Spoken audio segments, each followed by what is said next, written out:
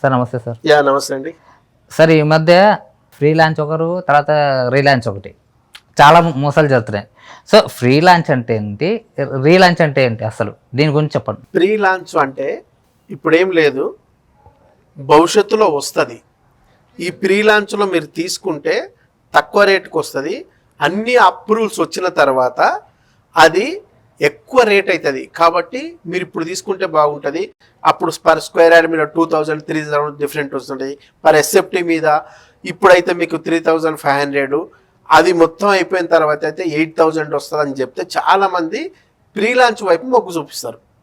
తక్కువ వస్తుందని చెప్పేసి ఆశపడడం తప్పులేదు, కానీ మరీ అత్యాశకు పోయి మోసపోయే వాళ్ళు చాలామంది ఉన్నారు. మోసం చేసే కంపెనీలు కూడా చాలా ఉన్నాయి.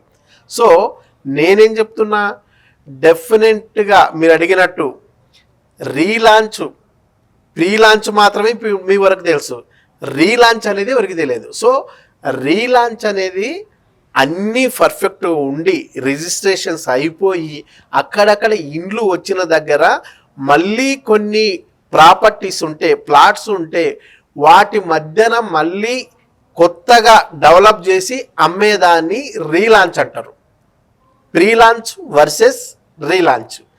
ప్రీలాంచ్ దశ దాటుకొని ఎన్ఏ సర్టిఫికెట్లు వచ్చి, ఎల్పి నెంబర్లు వచ్చి, సెక్యూరిటీ వచ్చేసి, మెయింటెనెన్స్ వచ్చేసి, అట్లాగే అప్రూవల్స్ ఆల్ ఉండి పర్ఫెక్ట్ ఉండి కన్స్ట్రక్షన్ అయిన దశలో మళ్ళీ మిగిలిపోయిన కొన్ని ప్లాట్లకు, అంటే అన్నీ పర్ఫెక్ట్ ఉన్న ప్లాట్లకు మళ్ళీ రిలీజ్ చేసేదాన్ని రీలాంచ్ అంటారు.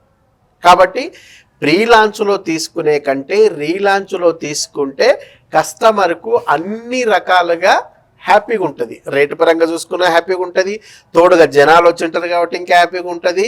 అక్కడ రెంటర్లు కూడా పర్ఫెక్ట్గా వచ్చే అవకాశం ఉంటుంది.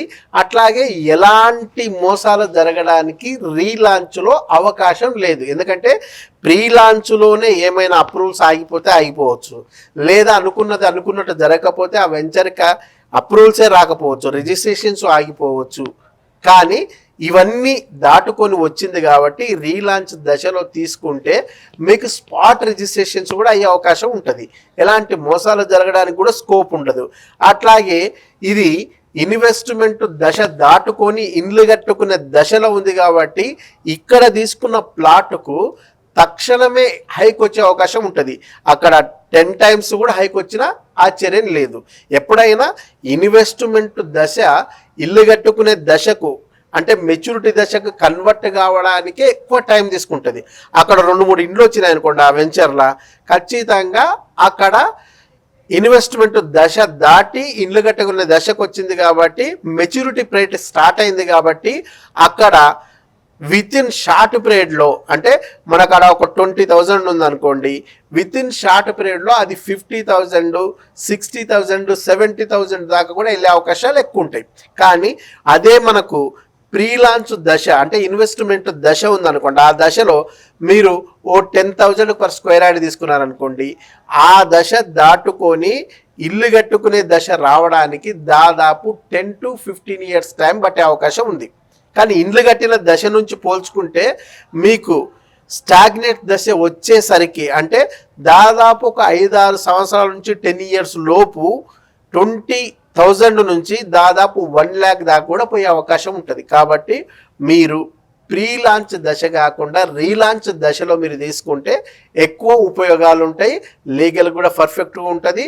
మీ పెట్టుబడికి రాబడి కూడా చాలా చాలా ఎక్కువగా ఉంటుంది. కాబట్టి సేఫ్ అండ్ సెక్యూర్ రీలాంచ్ దశ అనేది చాలా వరకు హ్యాపీగా ఉంటుంది అందరికీ. Thank you so much sir.